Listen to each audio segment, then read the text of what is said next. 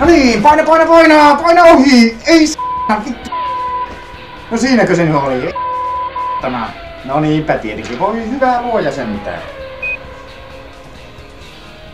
On se jännä tämä maailma. Vaikka nykyään välittää enemmän kuin koskaan, niin samalla koko nykyinen elämäntapa on vaakalaudalla. Uhkana ei ole vaan ilmastonmuutos, vaan resurssien riittäminen. Maapallon kestokyky. Me kulutetaan nykyään jo 8 kuukaudessa saman verran resursseja, mitä maapallolta kestää vuoden uusia. Eli me syödään kuormasta 4 kuukautta vuodessa, eikä se kuorma tuu riittää loputtomiin. Ai, mitäkö se tarkoittaa? No, että 20 vuoden kuluessa koko yhteiskunta tulee muuttumaan tuotekeskeisestä maailmasta sisältö- ja palvelukeskeiseksi. Ainoa keino ylläpitää nykyistä hyvinvointia tulevaisuudessa on rakentaa todella elinvoimainen ja innovatiivinen luova sektori.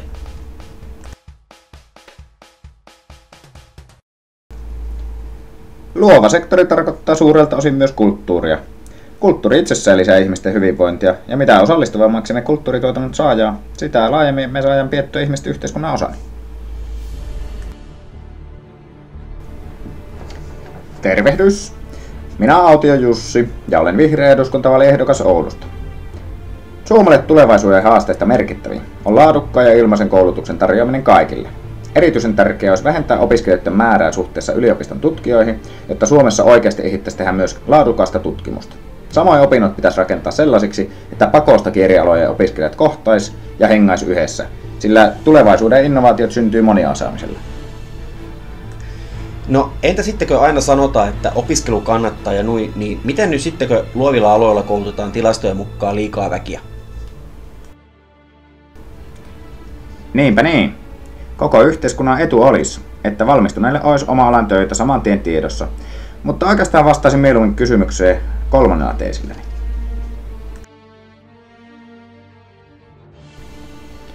Arvatkaapa mitä yhteistä on formulakuskilla, pelisuunnittelijalla ja opettajalla. No, ne on kaikki minun lapsuuden unelma-ammatteja.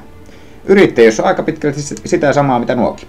Eli unelmien seuraamista ja se haaveiden työpaikan luontia. Tämähän edellyttää vain 2 asiaa.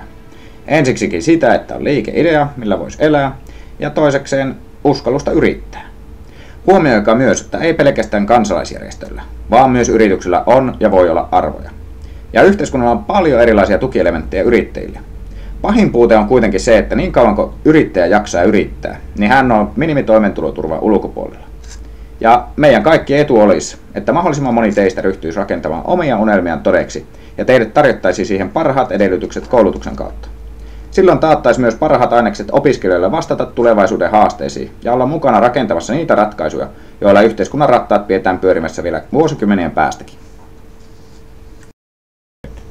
Jussi Autio, Vihreät, Oulun vaalipiiri. Vaikuttamista on monenlaista. Politiikassa vaikutat äänestämällä. Luovat alat, koulutus ja yrittäjyys on eduskunnan asioita. Muista äänestää.